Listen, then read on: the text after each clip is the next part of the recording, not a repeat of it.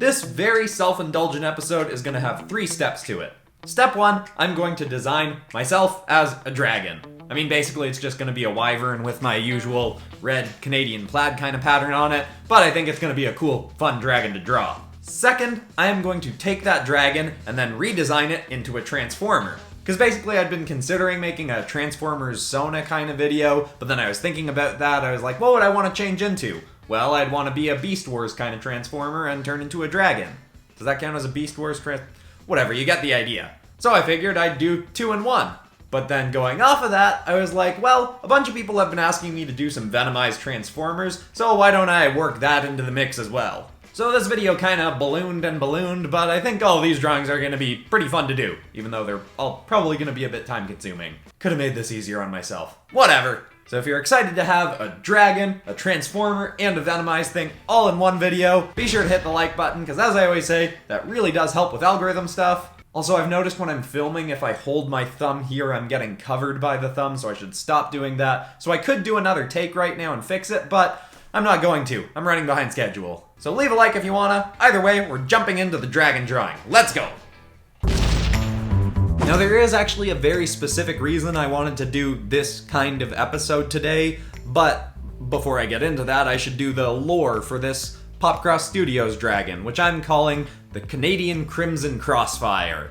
I couldn't really think of a good way to work pop in there, but I got cross in, so, you know, that's something. And I didn't really write it down this time, but I've kind of got all the lore off the top of my head. Basically, this is a Canadian dragon in the wyvern family. Mostly just because that's my favorite kind of dragon. It can be found soaring above the skies in Canada and is an omnivore, but is frequently found sucking the syrup out of maple trees. And while it is predominantly found in Canada, it is also often found migrating south to eat tons and tons of peanut plants. Lastly, these dragons seem to have a hobby. They're rather creative for dragons, in that they are often found using their fiery breath to create crop circles in large fields, as some sort of artistic project. Might be a little bit goofy and lame. I didn't really flesh it out as much as some of my other dragon lore, but I guess with the lore episodes, I don't usually go as in-depth as the story-focused episodes, which, speaking of which, the reason for this episode and doing a Sona kind of episode where I could do a little bit less story-focused stuff and talk about the actual art process is because in my Spider-Bat video from a week ago or so, I didn't talk much about what I've improved on in the last year, when that episode was kind of primed for doing that, because I did the original Spider-Bat episode in 2019, and then said in a year I would do it again. I obviously did that, but turned it into a story-focused episode, and I have no regrets about that. I really loved how the art turned out in last week's video, and I think the story was one of my better ones on the channel, but as I said, I didn't talk about my improvement, and that's kind of because I didn't really have much to talk about on the environments front when it comes to buildings. Because, well, in the last year, I think one of the things I've improved on the most is environments. I haven't really drawn that many cityscapes or building-heavy environments. The thing that I've improved on the most is drawing fantasy environments, which fits a lot better into this video. In all of this, I'm going to be drawing fantasy-style environments. I probably could have switched it up with the Transformers characters, but I figure if the dragon is in a rocky, cloudy kind of setting, then when it transformed, it would be in that similar kind of setting. So I'm just sticking with my dragon sort of backgrounds. And I think the dragon videos on this channel are the thing that have made me improve the most. I think the first one was about 4 months ago now, and that first Avengers as Dragons video that got really big as far as my drawing videos have gone, it felt so good that every time I did another one, I've talked about this a bit before, I felt like I have to push myself more and more. In that first episode, I didn't even do environments for all of the dragons, and in the second one, I might not have either, but since then,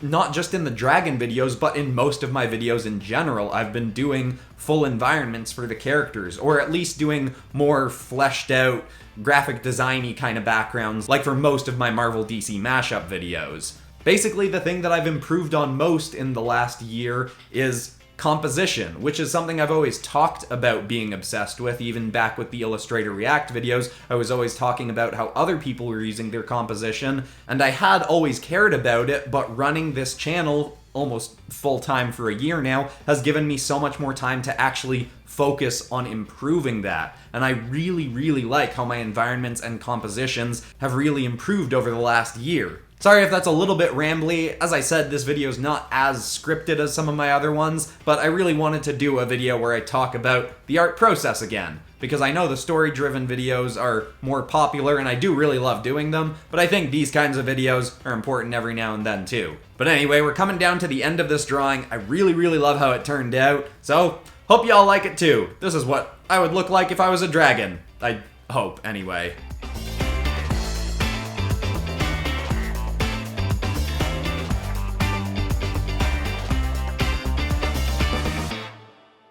Okay, I'm pretty pleased with how the dragon turned out, which is good because I was worried that if I messed up the first drawing, then the second design wouldn't be that good, and then the third one wouldn't be great, and then the whole video would just be a bust, but it's going well so far. So let's hope I don't mess things up with the Transformer. Let's get into it now.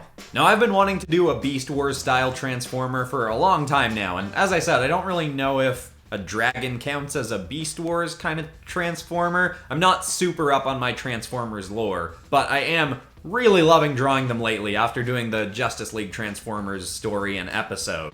And for this one, I had a basic idea of what I wanted to do with it, in that I knew I wanted the dragon's head to have kind of a cannon coming out of its mouth and being one of the hands. And that's pretty Megatron in Beast Wars kind of looking. By the way, in Canada it was called Beasties because we couldn't have the word war in the title of a kids show, but I'll keep saying Beast Wars anyway because that's a way better title. But yeah, I knew I wanted the cannon coming out of the dragon's mouth as the hand, and even though that is pretty Megatron-like, it was actually making me think about Omegamon. I think that's the Digimon's name. That's kind of a fusion between War Greymon and Metal Garurumon. I think that's the two characters that fused into that. It's been a while since I saw anything Digimon related, but I love the character designs in that. Anyway, Omegamon had a hand kind of like that. War Greymon's head was on his hand and the mouth would open up and he would shoot cannons out of it. I might be remembering that wrong. Maybe I'll put a clip in showing a correct version of it, but it's something along those lines.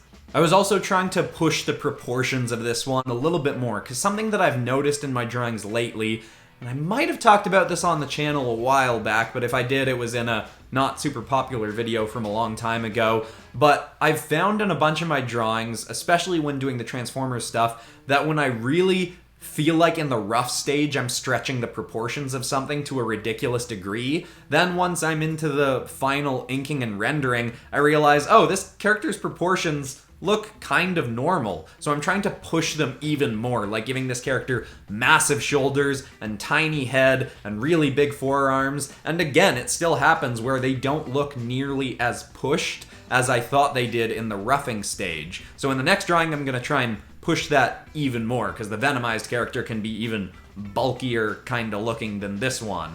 And that's just one of those little art, I don't know if it really counts as an art tip, but I'll say art tips that has sunk in more this year, because that's something that I've realized is a lot of the time I'll know an art concept in my head, but I won't really have applied it until I've just had more reasons to really think about it, like it's really come up in my art a whole lot. And I guess that's just a general rule, not rule, but thought with art as it is. Like, a lot of the time you know some rules and you're just not good at applying them yet. And that's just what practicing and practicing and practicing will help you improve on. Just taking all of the things you've learned and practicing them and applying them more and more in your art. That's why having projects like a YouTube channel can really force you to get better, because you just keep doing more and more and more projects. But anyway, I've gotten a little bit into the background in the drawings. Sometimes it's hard to sync up my talking with what's going on in the drawing, but I'm trying here.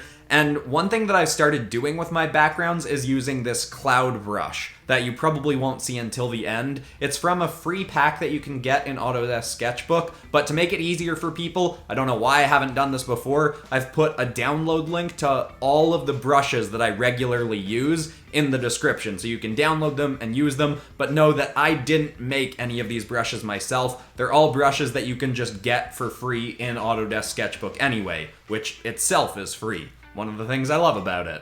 So make sure to give those a crack. I feel like they've really helped with just finishing off composition, focusing people a little bit more, using those clouds, and then there's a bunch of other helpful brushes in there too. So my dragon transformer Sona thing is all wrapped up. Let's take a look at how it turned out.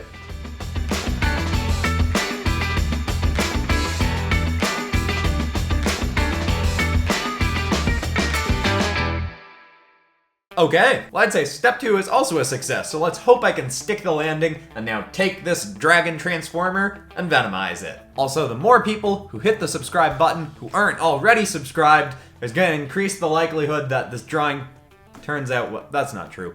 I was just trying to think of something to riff about to get people to hit the subscribe button if you're not subscribed, but lost my train of thought. Anyway, venomizing time, let's go!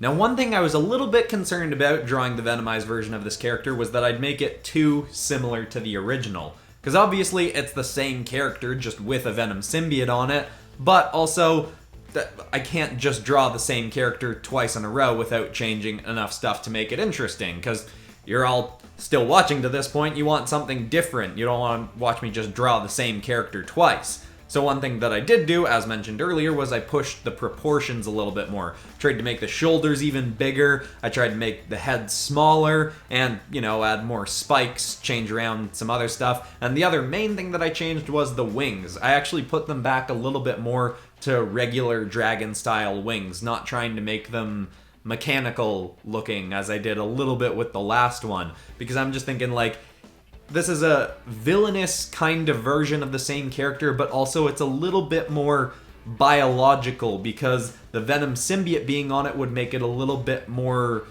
goopy, a little bit more almost fleshy kind of looking, and a bit less of a metal character. It's got a coating of biological goop over it. I also decided to take away the cannon in the mouth of the dragon because having a big mouth open with some sharp teeth just feels very venomy. I probably could have had a big old venomy tongue spewing out of it, but I didn't end up doing that for whatever reason. And as I started drawing this character, I was thinking, oh, it's been a while since I did a Venomized episode, but that's not exactly true, because in my Spider-Bat episode, 2 of the characters kind of were Venomized. I mean, I did a Carnage mixed with Joker drawing, and a version of Bane that was partially Venomized, only partially because of the story, which a lot of you have seen, but if you haven't, I really like that episode. I'll put it in the cards or something. But anyway, I am glad that I've been pacing out the Venom episodes a bit more, but it's always hard to find a balance between doing the same topic too much and not doing it enough. Because obviously a lot of people have liked the Venomized episodes and the Dragon episodes, and I really like making them, but if I do too much of them, then I'll build up an audience of people that just want that,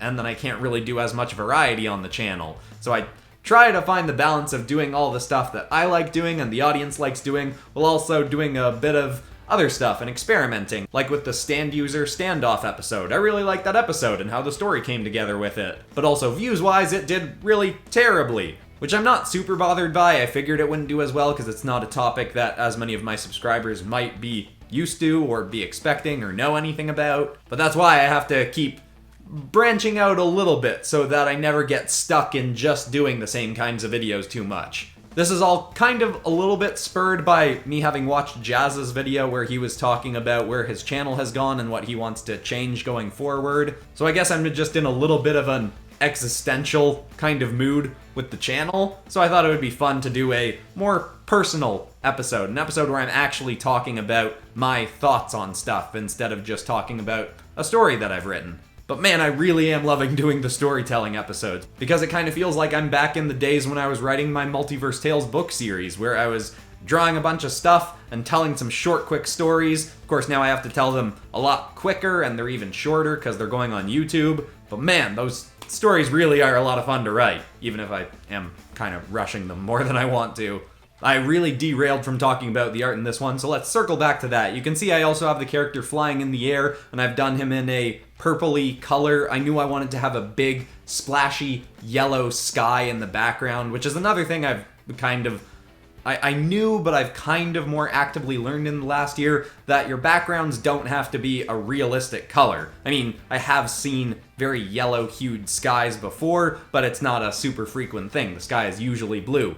But if it works better for your character and your drawing to have the background be a color that complements the character, go with that, just because it'll make the art look better. Of course, that works better if you're not going for realistic, but if you like my kind of art, odds are realism isn't necessarily what you're going for in your own art. Maybe it is, I don't know, that's me making an assumption.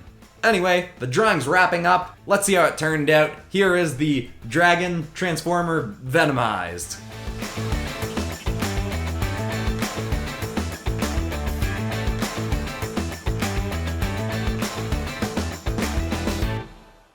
Okay, well, that video turned out as well as I could have hoped for. Did a whole bunch of stuff that I've been meaning to do.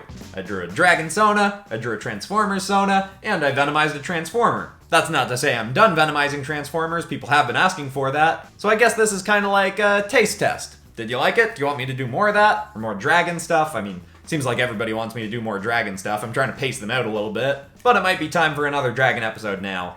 No, I always love the suggestions from people. What do you want more of on the channel? Story-focused stuff, episodes like this where I'm talking about the process. And of course, if you're new to the channel and haven't seen them, make sure to check out all of my tons of turning pop culture characters into dragons episodes, like the Avengers ones, My Hero Academia ones, Ben 10 ones, and my Justice League Transformers episodes. I'm kind of just ramping up Transformers kind of content, but I'm having a lot of fun with it. It is super time consuming though.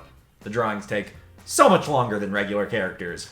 But anyway, that's all for today. I'm Christian Pearson. This has been PopCross Studios, home of the nerdiest art videos on YouTube. Thanks so much for everybody who's watched, liked, and subscribed. And I will see you all in the next episode on...